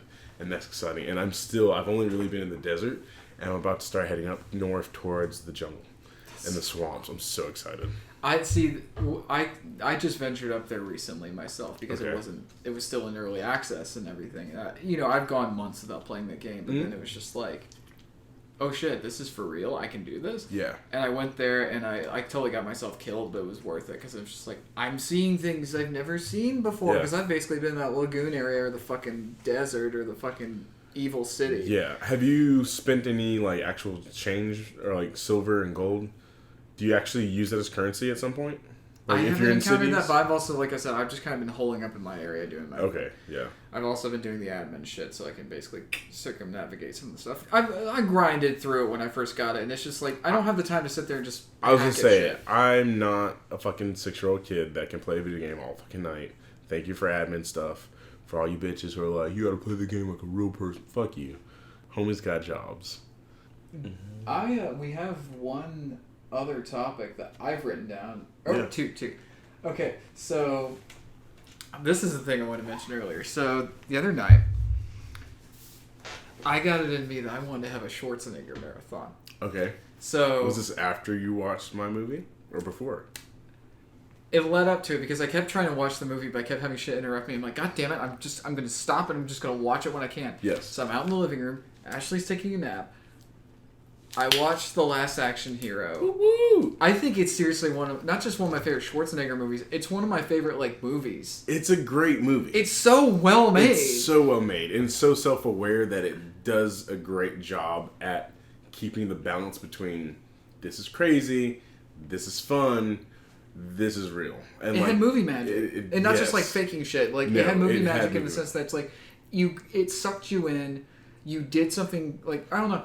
I just, I was telling Ashley about, she watched a little bit of it with me later, but I just explained the premise to her. She's like, I wonder how the pitch meeting for that went. I'd be like, if I was an executive, I would have said fucking yes to that immediately.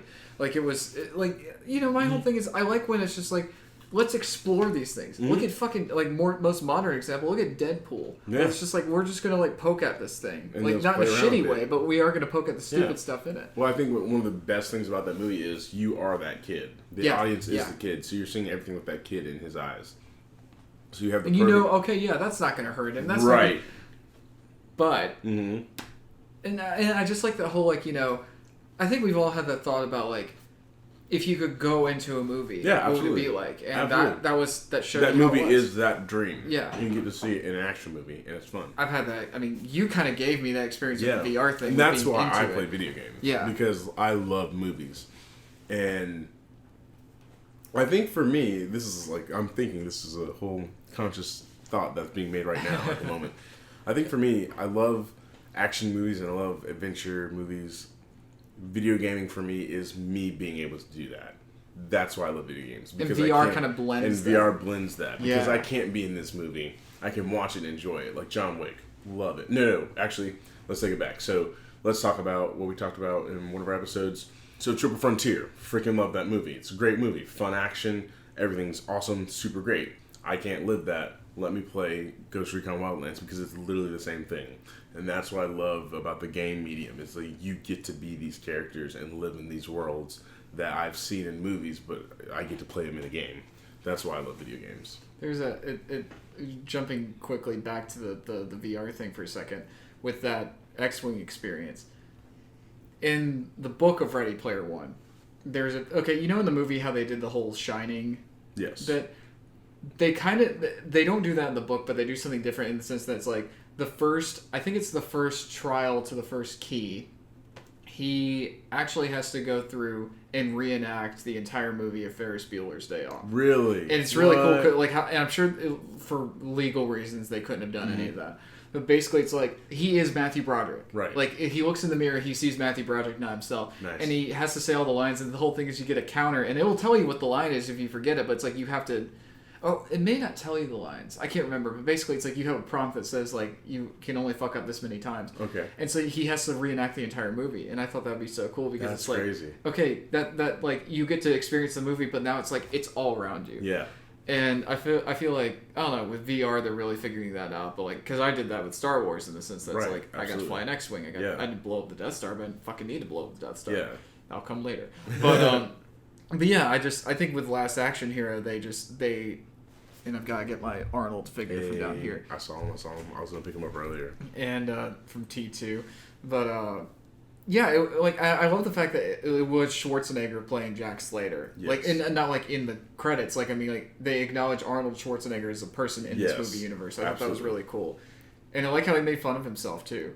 Mm-hmm. You know, like Planet Hollywood thing, and then when like he's in the real world talking to the kid's mom, and she's like, "You're so much smarter than he actually." I don't know, like I just it was just such a fun movie to watch, and it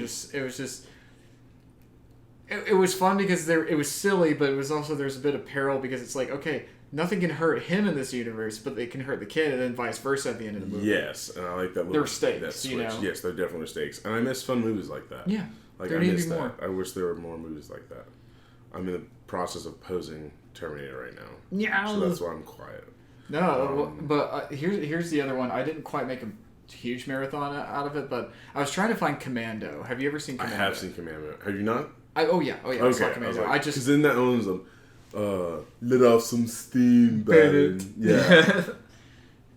And what was it? Yeah, and he picks up the tree. There's a nod to that in God of War, the new one. Is there really? Like, okay, you know at the beginning of Commando, when he's like in the forest, he chops down the tree and he's like he hoists it over his shoulder and breaks it back. Kratos does that. Okay, sweet. Because I have. And the creator of the game, or the director of the game, basically said, "Oh no, I told them like Commando, do this bit from Commando." Nice. And it was just like, but yeah.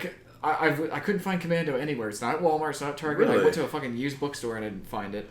I'm just going to order it off of Amazon because that's, you know, I try to support local businesses, but if you're not going to have it, I'm going to... I can't, I'm going to have to go online. But I substituted it with Total Recall. Oh, nice. I've not seen the original Total Recall.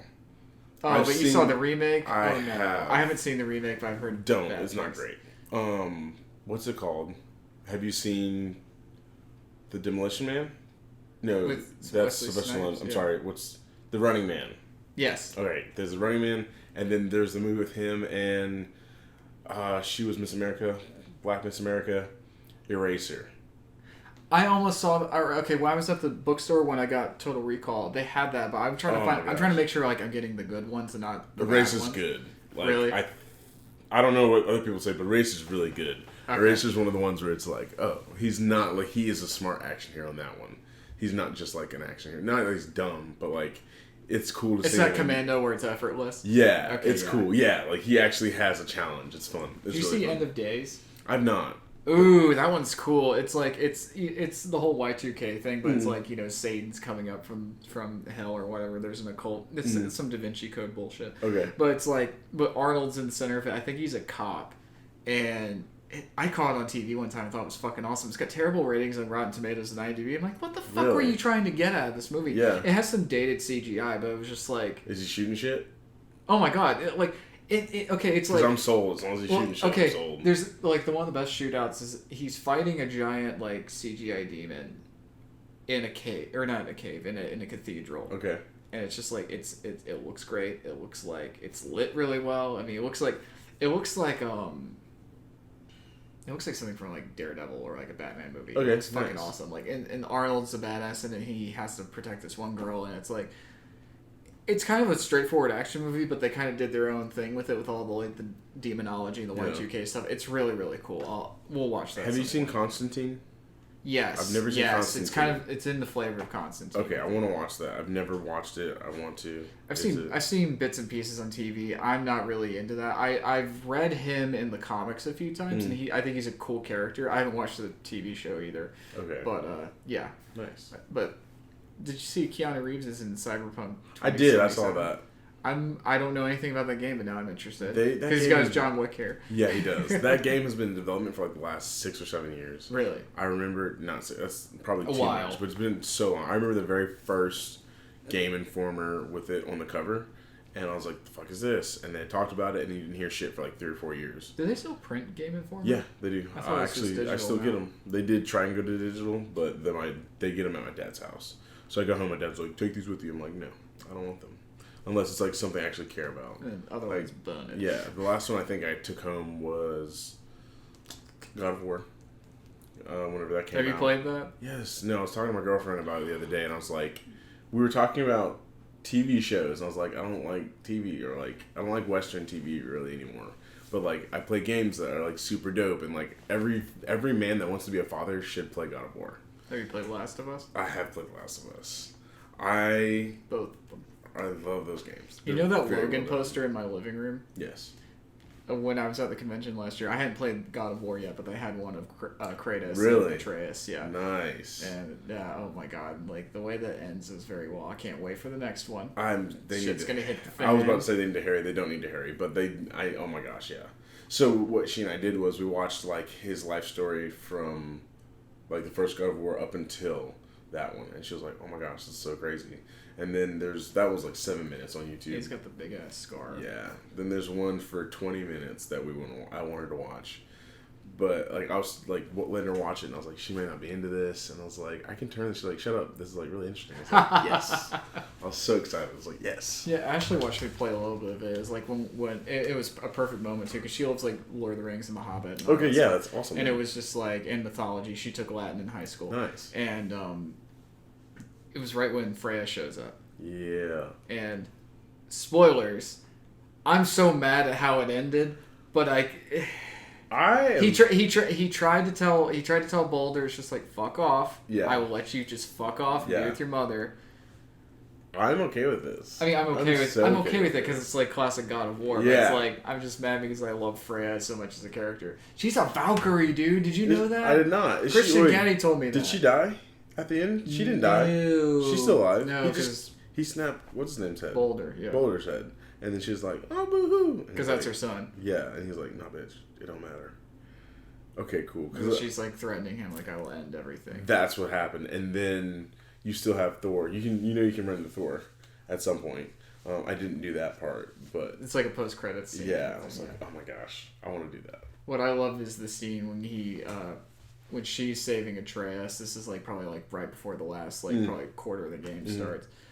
And you have to get on her boat, which I just love her like whole like setup. Oh yeah, her whole setup's amazing. It looks like something from Tolkien. Yeah. But you have to go down the river, and Athena starts talking to him. Yes. And he's like, I love the music too. Bear McCreary, who did Godzilla, did the music. Really? Yeah. What? Yeah, and basically, Kratos is just sitting there, the boat's guiding itself, and it's like a whole thing, like he's having to go back to that place. Yeah. And when he goes back to the home, pulls up the floorboard, and pulls out the fucking blades of chaos. Yes. And like in the way the music was building, I'm getting chills thinking about it, but it's just like, oh yeah, I'm about to fuck some people up. And then like when he walks out and there's like the Draugrs or whatever, and he just starts. Like that's the moment where the game's just like, okay, have fun. Yeah, and that's like, it, because I was playing the game and I would pick it up and I put it down, pick it up and put it down because it's very story heavy.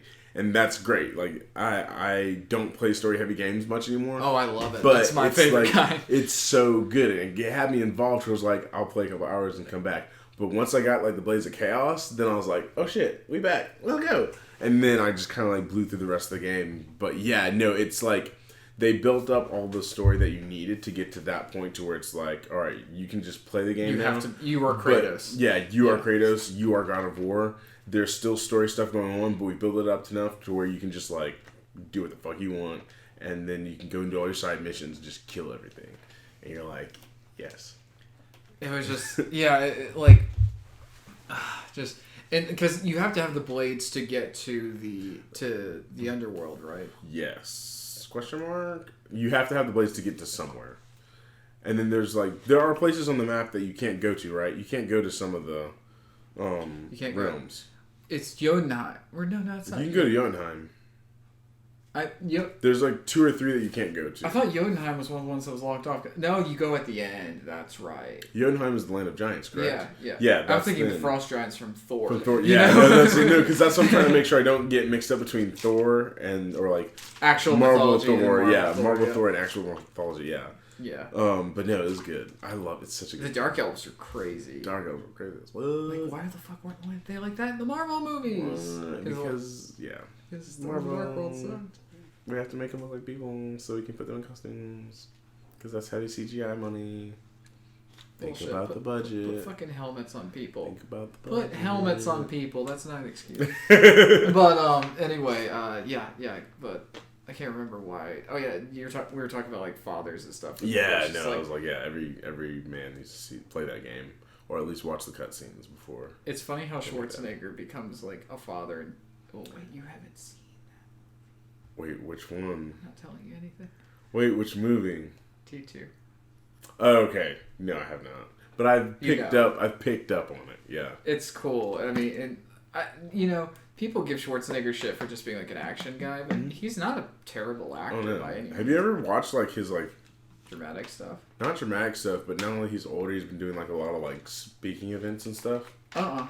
Yeah, no, he's like really informative, like for real. His life story, like affairs aside.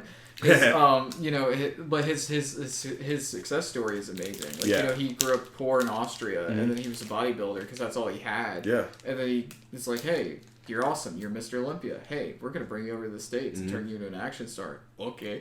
Because he wanted to be an actor when he was a kid. Yeah. He wanted to be a movie star. That full circle it's amazing. Yeah. It's such an amazing story. What's your favorite Schwarzenegger movie? Well, I guess... how about this? I'll let you sit on that for a second. Yeah, you go first. Because another one I haven't seen in a while. I want to see the Kindergarten Cop. I've never seen it. Put the cookie down. No, that's not that. That's not Kindergarten Cop. That's Jingle All the Way. That's Jingle All the Way. But like he in Kindergarten Cop he says, put the toy back on the carpet. Do it now. It's not a tumor. Oh my god. It's like. I actually really like Schwarzenegger's comedies. Oh yeah, they're so funny. Hilarious. They're so funny. That's my favorite one because he's like the premise of the movie is he's basically like an undercover cop and he has to go he's trying to figure out like one of these kids' dads is like fucked up like drug lord or some shit, and so he's going in and the whole thing is he's trying to be a cop the whole time and he's not really taking the undercover stuff seriously because he's like they're fucking kindergartners. Yeah, but it's just funny because. He's like, we're going to play a game. It's called Who is Your Daddy and What Does He Do? And it's just like, it's that kind of shit. And then it's just like the kids just overwhelm him really quickly. And this guy's like special forces and everything. Yeah. He runs out of the school and just screams, ah! It's just funny to see Schwarzenegger just like, especially with like Predator and then like Commando and Terminator and all that. He's got shit under control. Or like Conan where he's just like fucking everything up. Yeah. But he can't manage games. Yeah, no. That reminds me of Vin Diesel's movie, The Pacifier. I never saw that, actually. It was really cool. I don't want to say it was good. I don't remember it that much, but I watched it a crap ton as a kid. But yeah, that was a fun movie. I want to watch that again. I have 3 top Arnold Schwarzenegger movies. I can't pick one. It's like kids. Yeah, it is. The Last Action Hero. It's great. I'll put it number 2. The Last Action Hero is number 2. What's number 3 is going to be... You said something that mentioned it. Oh, him and Jamie Lee Curtis. That's number 3. True Lies. True Lies. Boy, you have to see True Lies. I tried to find that one too. I couldn't find it. Dude, True Lies is so dope. There's also James Cameron did it. That's also... There's also a video game for it on Sega Genesis. Is it good? It's pretty chill. Like, it's actually pretty chill. It's an over-the-head, like, run-around shooting game. It's pretty cool. And number 1 has to be Jingle All the Way. It has to be Jingle All the Way. You've never seen Jingle All the Way? I've seen clips because I've seen the cookie bit, and then I've seen because that's the one where he's trying to get the toy. He's trying to get the toy. It's young Anakin Skywalker. Young Anakin Skywalker. Sinbad is in it. One of my favorite lines is when Sinbad is like, "You go to work and do all this stuff every day, and your wife sleeps with everybody in the office but you." And he's just this apeshit postal dude that's trying to like get this toy for his kid. And Arnold Schwarzenegger's trying to get this toy for his kid. So you just follow them over Christmas Eve, and it's Turbo Man, he's mine. It's such a good movie, and it's so quotable too. You need to watch it at some point. I'm welcome any excuse to have Schwarzenegger one-liners. What was it? I think my favorite right now, my top 3. I'm actually not going to put them in a particular order because I don't know. Conan the Barbarian is definitely one of them because I saw the movie at the right time and it was exactly what I wanted it to be. And every time I watch it, there's just more to unpack with it. And just seeing, he's got long hair, he's not fucking around, and he's just cleaving people to death. It's just awesome. I will say Last Action Hero for one of them because it like I was genuinely blown away by that one. And then my top third or my third one,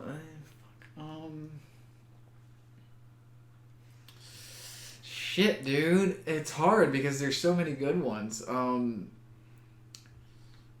It's gonna be a coin toss between Terminator or Predator. Because Predator was one of the first Schwarzenegger movies I saw. Okay. And I'm gonna go with Predator because it was the first time I saw it. I was more fascinated by the monster at the time because I only knew about the monster because my first iteration into Alien or Predator was AVP. See, that's also another reason why I want to watch Alien, so I can watch Alien AVP. Watch the first one. That second one does not exist. You can't see it. It's so it's so darkly shot. Really? You can't see anything. I saw... The coolest part is the Pred Alien, and it's too fucking dark for you to see. I saw the Predator movie where like they bring people to like their planet. I love that one. That Predators. was really good. Predators was really trying good. to be like aliens. Yeah, it was pretty good. That was cool because it's like the whole most dangerous game thing. Mm-hmm. But yeah, my other thing with Predator, other than the action being good and like him facing down the fucking monster at the end, you've seen it, right? Yeah. I love when he sets all his traps and he like finally lights the torch and he's just like, What's the line where it's like, you ugly motherfucker? That's the Predator. Is that it? That's the last thing he says to the Predator. My favorite thing though is like when they're doing the normal action movie shit at the beginning where it's just like we're going to the compound and we're going to take care of business. There's so many fucking one-liners in that scene alone. Like he throws they have these machetes that they're not fucking machetes, they're fucking swords. He throws this machete at this guy and it goes right through him. He sticks him to a wall and he goes, "Stick around." and then like this other guy, he's got a fucking like minigun. He just goes like, "I ain't got time to bleed." Oh yeah, I remember that so scene many, where it's just so like many. So many one-liners. My other favorite ones at the beginning when him and Carl Weathers first like meet up with each other. Guys, like, "You son of a bitch." I love the memes that have come from that. Like, oh my. There's a T-shirt gosh, with just that, but it's just like it's different characters too. That's amazing. It's like Predator. It's like I don't know. Just there's so many things about that movie that are so cool to me. Like Arnold's entrance into the movie is he lands on a helicopter. He gets off the helicopter. He's got a fucking stogie in his mouth with sunglasses on and a red T-shirt. It's like I'm going to love this. Oh yeah. Honorable mention. I will say I've said this before, but I like the first Terminator more than the second one. The second one I will say is a better movie, but the first one, and I saw the first one after I saw the second one. The first one to me was just so edgy. I don't know, like edgy in the sense it's like it's a slasher movie, but like a giant robot, or not giant robot, but it's a killer robot. See, I've always heard people say that T2 is a better movie, but I forgot why they say it is. The story's a lot better. It's a lot more intricate. The characters are really well fleshed out. So I'm getting this shirt very soon. My coworker bought it for me. It's not this shirt. It's gonna look something similar to this. Right. You told me about it. Yeah, Smash Brothers Infinity War. I'm so excited about it. Peach with the Captain Marvel costume. I cannot wait. Samus as Iron Man. Oh my god, that's great. I cannot wait. I want to. Speaking of T-shirts, I need to get like an Arnold shirt of some kind. You should. I feel like I had a Terminator shirt that it was just like the skull. I got it from when I did the stunt show in Universal. Okay, nice. But I don't think it fits me anymore. I gave it to Ashley or something. But I don't know. Just I'm glad Arnold's making movies again. Yes, for sure. You know. What is he? He's in the new Terminator. We talked about that last week. Yeah. Terminator trailer. It's just a weird trailer. It's a weird trailer. I think the movie will be fun. I hope so. I feel like if James Cameron's really taking the reins on whenever I saw that he's back, I was like, I didn't know he'd been gone for 3 movies? Yeah, or 4 movies? He was done after the second one. And okay, dang. The studio did the third one, and then the fourth one, and then Genysis, which he signed off on Genysis. He's like, I think this is cool. Really? Nice. Yeah. But did people like Genysis? Not really. It was very mixed. It didn't make a whole lot of money. I liked it because it's kind of like they did the time travel thing, but they went back to the first movie, and there's a lot of shit in the first movie. And I thought Emilia Clarke was a great Sarah Connor. The thing I didn't like is the trailer spoils the entire goddamn movie. Really? What was the spoiler? Oh my god. So, John Smith. John Connor. John Connor was the robot. So goddamn stupid. Yeah. And like the way they explained it too, that's the worst part of the movie. But like, Arnold's great. I thought Jai Courtney as Kyle Reese was fine. I thought Emilia Clarke was great. Arnold has a lot of really good lines in that movie. Like, there's a whole thing because he's basically been watching over. I think he's been watching over Emilia Clarke. I can't remember the exact story, but they twist the first. Like I said, because I love the first one so much, it's like twisting around with the first one. But he's gray haired. You know, he's fighting the first Terminator that comes to kill the young Sarah Connor. Nice. And it's just cool. Like, there's a great line where he's like fixing himself before basically like the final battle bit, and he says something to Kyle Reese about like, I'm old but not obsolete. Mm-hmm. You know, because he's a machine, and they call back to it later. I don't know. I really liked it. I thought they used Arnold very well in that movie. Yeah. I welcome the new movie in the sense that it's like, you know, I'm always up for more Terminator. Yeah. But I gotta see something better than that trailer. Yeah, it was not a good trailer. I know, like, because with action movies, that was such a huge thing with you and your mom. Yeah. Like, she was the one that showed you Last Action Hero? Yeah, no, yeah. Like, almost literally every movie or action movie, it was always, like, my mom. I love that it was your mom, because my aunt's like that. Really? Yeah. My dad does not like movies. He does not like action. Sometimes he showed us one or two Arnold Schwarzenegger movies. Like, the one where he's, like, he's in the car and it's like, I can't get no satisfaction. He's, like, in this, like, construction yard just shooting people. I don't know what the name of that movie is. I want to know what the name of that movie is. It's one of his earlier movies. Okay, it's one of his earlier movies. But he's just, like, in a construction yard shooting people, and that song's playing. He's in a convertible, and it's, like, pretty cool. So, like, he showed us, like, a few of those, but, like, almost everything action-y or movie-related was, like, our mom.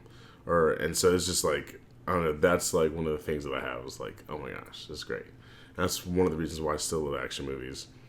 Because it's just, like, it has that sentimental value to it. Yeah, it's just like, it's so great. Well, it makes me think of something else. It's just like, you know, and they were talking about this on Cinemassacre Rental Reviews, which is one of the YouTube things I watch.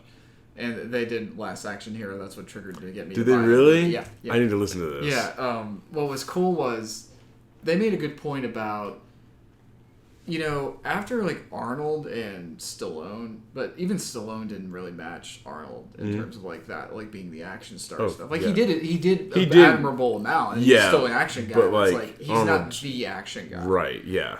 Who, do you think, I don't think there will ever be another Arnold. Probably not. You'll have iterations of people that are similar, not necessarily similar, that remind you of him, but, like, who's the action star now, would you say? And I don't want to say Keanu only because he does other stuff. Like, he does other stuff. I say Jason Statham, but he doesn't come close to Arnold. Yeah, no, because, like, Crank is cool, but it's okay. The second one's random as fuck. Who else does action? Everyone does everything now. Vin Diesel, he does, like, you know, Fast and Furious and Triple X. And Riddick. But, like, maybe that's it. But, like, the quality of action movies. At least we get to see him in the movies. Yeah, because the quality of action movies now is so different. It's like, it's not as, like, tongue in cheek. We're just gonna take away. They're not as video game like, you know, right. Except for John Wick. But except for John Wick, right? And probably fucking Fast and Furious, fucking. Oh my gosh, Hobbs and Shaw. Yeah. We have to go see that together. Yes, please. Because that's okay. I take that back. We haven't acknowledged the elephant in the room, The Rock. He's the closest thing I think we have to Arnold right now. No, I disagree. Okay. Only because he doesn't use guns ever. Like, every once in a while, but, like, not enough. He's not the gun guy. He's not the gun guy. Arnold was the gun and hand-to-hand and, Arnold, like, was just badass. the Swiss Army man. Yeah, and, like, The Rock is just like, I'm going to make you happy as I kill you. Ha ha ha. You have to at least acknowledge that it's, like, in terms of, like, the star power he has. Yes, absolutely. Yes, star power, the fact that he is known as the action guy. Yeah. He's, like... Name action movies The Rock has done. Faster. Yeah. Whatever Fast and Furious he was in G.I. Joe. All of the Fast and Furious movies. He was in all of them? No, I'm just saying, like, right. He's in, like, almost all of them now. What was the other one I just said? Jumanji. It's not like an action movie, but it is, like, it's not like an Arnold action movie, but it's like an action movie. I got you. That's also a really good movie.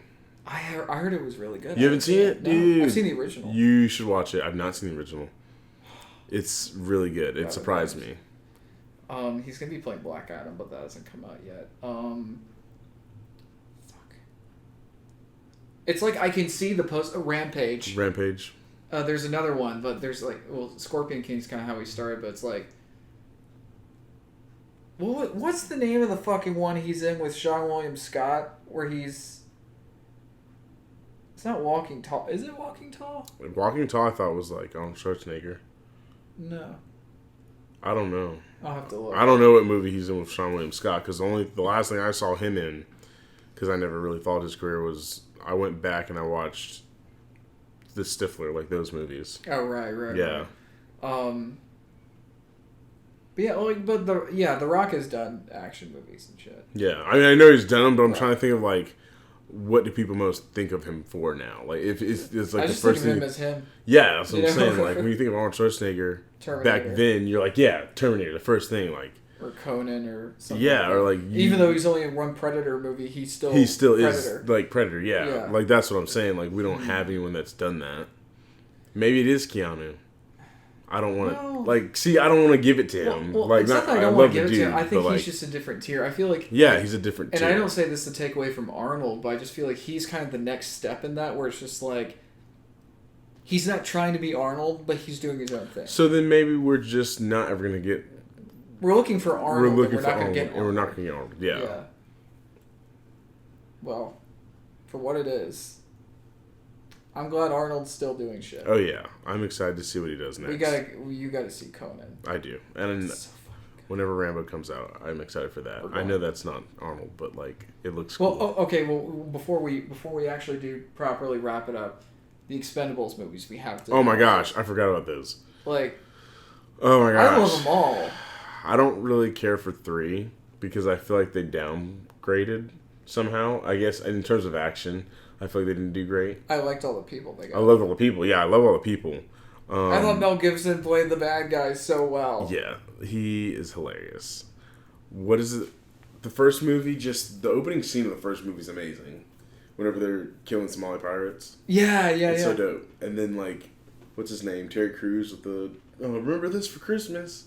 And he's just, like, shooting. It's not the ex-wife, but he calls. You heard it sounds like they're gonna do a 4th Expendables. Yes, I know they had talked about it a while ago. They were supposed to be the Lady Expendables, but I think that's gone to development hell. Well, I just like Ronda Rousey. She was in the 3rd one. Like, she was. She was, but cool. She didn't do much. That's my problem. Yeah, she didn't do much. That's my problem with the 3rd movie. They had so many people that they didn't let them do much. Yeah, that's my problem with it. Although, like Antonio Banderas was weird as shit. Antonio was weird. I was glad he was there. My favorite thing. Well, honestly, my favorite thing was Harrison Ford. Like, and he totally replaced Bruce Willis because Bruce Willis was being a dick about it. He wanted more money, and Stallone's like, we're doing what we can with what we've got. That's the package deal here. Yeah. He's just like, well, I don't do it with that. Basically, it was when Bruce Willis was all about the money and shit. He stopped caring about doing it. Yeah. And Stallone's like, okay, fine, we don't have to deal with your bullshit. So he replaced him with Harrison Ford. Nice. That's an upgrade, if you ask me. Absolutely. I like Bruce Willis, but he's not Indiana Jones. Yeah. They're supposed to be doing a Zorro/Django thing. I don't know if it's a film or if it's a comic. I think it's film. I saw it on Reddit recently, and I was like, ooh, that sounds fun. Like, that sounds fun, yeah. I'm down. Well, I mean, it makes sense. It's like, they're going to get the fuck out of America. They're going to go down to Mexico. Yeah. Like, that sounds just amazing. Oh my god, get Robert Rodriguez in there somewhere. But, have you seen his first movie? El Mariachi? Oh, hell yeah, dude. It's so good. I read the book that's about it. I didn't know it's based off a book. Well, it's not based off a book. It's his, it's like log. His log about it? Oh, dude, that's awesome. Did you know he subjected his body to medical science to raise the money for the movie? No, really? Oh, yeah. What? That's crazy. Yeah. Thankfully, he's, like, okay and has kids, but, you know, it's like... But somebody has his clone baby somewhere. In closing, what's your favorite Arnold one-liner? It has to be something from Jingle All the Way. It's probably Ted Put the Cookie Down. Because the way he says it and the anger is just amazing. And, like, that dude's fucking around with your wife, bro. And, like, he's not, and he's trying to, but, like, It's implied. He knows it. Yeah. He knows it. And he's like, Ted, put the cookie down. No. It's so great. Never thought I'd hear about Schwarzenegger getting cucked. Yeah. Like, that doesn't seem possible, but I think mine is... and this is a perfect note to go out on. Okay. Get to the chopper! Nice. Have you heard the metal band? I've not. Austrian Express. It's an Arnold-themed metal band. Are all their songs... Oh my My gosh. first song I ever heard of theirs was Get to the Chopper. Dude. And it's like good metal. That's the funny part. Nice. They did that. They did... I mean, all the songs are one-liners from Schwarzenegger movies. That's amazing. It's awesome. I'm going to have to check this out on the way home. The following audio presentation is property of Lake House Creative, LLC. Any reference to copyrighted works is for review and commentary purposes only.